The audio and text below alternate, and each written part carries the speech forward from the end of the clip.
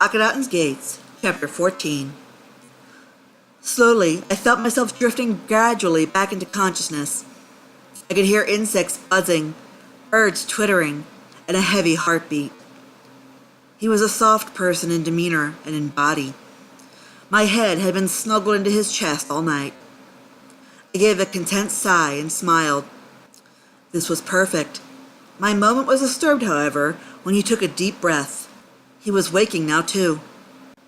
We gave groggy stares into each other's faces and smiled again. "Morning," he sighed heavily. "Good morning," I replied before resting my head on his shoulder. Now it was him letting out a sigh. We could have stayed like that all day if the world would have let us. But alas. Teppy burst suddenly into the room, unannounced. In he flew like a raging bull, scaring the hell out of us. "Amenhotep!" I screamed and I wrapped the bed linens about me to cover my nakedness. It was one thing to have Amenhotep IV looking at me unclothed, but I was not about to allow Teppy to look at me. My body was not for Teppy's eyes. "Damn it!" I shouted. "Anyone ever hear of knocking?" He bowed, too eager about something to bow and prostrate properly. "There is something outside I think you'd really like to see." Amenhotep got up, seemingly unfazed by the idea of being seen naked. Teppy had seen it several times before, having been a close advisor. He grabbed for his kilt, and he retrieved my dress for me. "Teppy, be so kind as to avert your eyes." "Huh? Oh, of course," he said, turning his back to us. "Hurry, it may fade away." "Fade away?" I asked, tying my dress. "What are you on about?" "Come see," he said, leading us to the window. One look, and I let out an excited and breathy, "Oh!" I looked at Amenhotep. He was transfixed. He was amazed and puzzled. Somehow, I got the feeling that he had never seen anything like this before. I gave a small chuckle, looking back at this amazing sight. The previous night, a rare occurrence had passed. It had rained, and now at past dawn, the sun was peeking over the horizon, and a rainbow was cast across the sky. "Aten is pleased," I heard him whisper. He held me close to him. "This is a good omen. Aten is pleased with our union." Teppy arched a brow before letting out a chuckle of his own. "It is a good omen indeed. Radiant, but still not as radiant as my queen." "Oh, stop!" I giggled bashfully. "You two," Teppy smiled. "It's like I will need a hammer and chisel to separate you." "Not even if the world crumbled around me would I let her go," Amenhotep declared. "So it went well then." "Can we not discuss our sex life, please?" I requested. "Perfect," Amenhotep replied. In response, I hid my face in his chest. How embarrassing. Amenhotep III stood in the center of a temple under construction. Amenhotep IV was beside him. They had come to see the progress that had been made. But having them there, at first, the masons and laborers were honored. But now they were quite irritated, and were probably wishing that the king and co-king hadn't come at all. One king would bark an order, and the other would negate it. Then an argument would ensue. Those poor laborers. As for Queen T and myself, we had been permitted to come with them. Permitted. Queen T insisted. There was no permission. Queen T said so. And so it was so. I loved that woman. But we did the womanliest thing we could do in this place. We sat in the shade and watched our husbands. The mood of the majority of the people present were that of heated irritation. But as for the Queen and myself, thanks to her example, we pointed and laughed at every situation. Look at them, I chuckled. Men are so stupid, she laughed like a hyena. Look at how red in the face they're getting. She leaned over, cupping her hand aside her mouth. I think Hatshepsut had a real deal going for her. Woman pharaohs. I would love to see a woman try it again. But we may never see it again. It definitely won't happen in my lifetime. Well, we have many generations that will surpass us and live on long after we die. We have no way of knowing just what path tomorrow's history will take. The yelling and arguing briefly distracted us from our conversation. Do they all grow up to be this way? Who knows, she sighed. I've only experienced royal life with him. I watched her face as she watched her son and husband. Ah, the love in her gaze. T, what was it like when you married Amenhotep III? I was actually younger than you were, she replied. I hadn't even had my first moonblood. A marriage that young is more symbolic than anything, and can only be consummated at the proper time.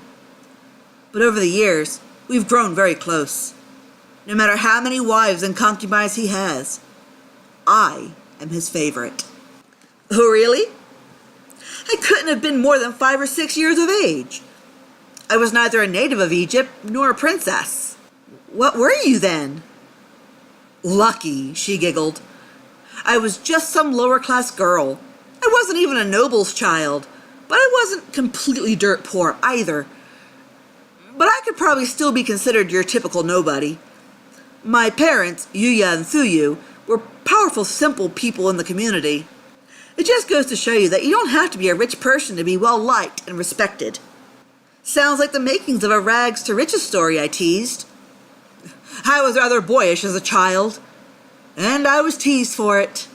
A lot of people assume the proper thing to do would be to simply get married, make babies, and die content. That's the consequence of being born to mean so little to so few. But look at me now, Nefertiti. I am queen of Upper and Lower Egypt, and I had to fight to maintain that power.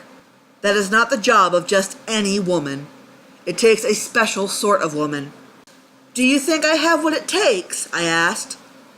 You are still young, but you are a bright girl, and you have the makings of a good queen.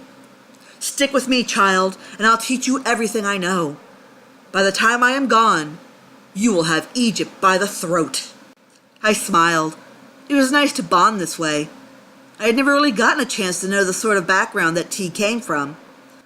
It was encouraging to hear that she was no better off than I was, and still managed to reach such a success. If I wanted something bad enough, I had to fight for it, she continued. And I did. People annoy me, and my boyish behavior came in rather handy. I could destroy any boy in a fist fight, and I still knew how to maintain the proper actions of a lady. One particular day, I heard the news that mighty Pharaoh Thutmose IV was coming to our country with his young son, Amenhotep III.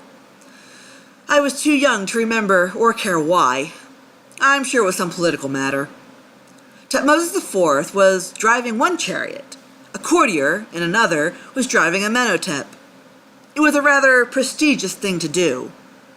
But, unlike Thutmose, Amenhotep and the courtier had a horrible sense of direction. They had become separated from Thutmose's chariot and procession, ending up on the more isolated back roads. The second royal chariot circled about and passed us a total of 6 times, before it finally stopped beside my mother and I. We were on our way back from our local bazaar. Could you imagine the look on my mother's face? Prince Amenhotep III was going to talk to us. Truth be told, I knew the layout of the land better than the back of my hand. I boldly invited myself onto the chariot, which nearly made my mother faint. But how else could I give a clueless prince directions, if not to go with him and walk him the whole way? A few days later, wouldn't you know it, I was summoned by Pharaoh at Amenhotep's insistence. I was the talk of the town. Pharaoh wanted to see me. I was brought before king and prince, and before I knew it, I was swiftly betrothed and married. Everyone, including myself, believed I would become just one of the many unimportant harem wives. But I was the favorite. Amenhotep had access to the harem that belonged to his father, inheriting all of his wives. Yet still, I was Amenhotep's first official wife, the first he took on his own.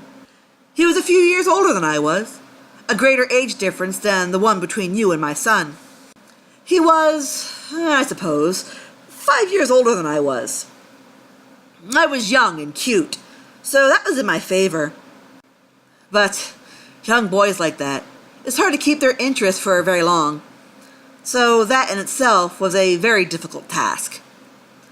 But, as you can see, I was successful, and it paid off.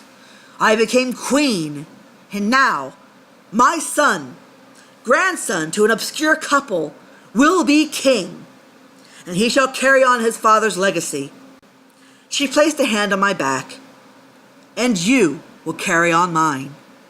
You have a fire, a passion, the spirit.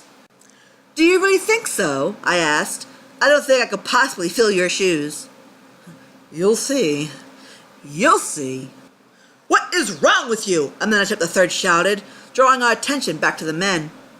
Me? Amenhotep IV gasped. It's not me with the problem. Only an idiot would give such a command. You cannot be my son.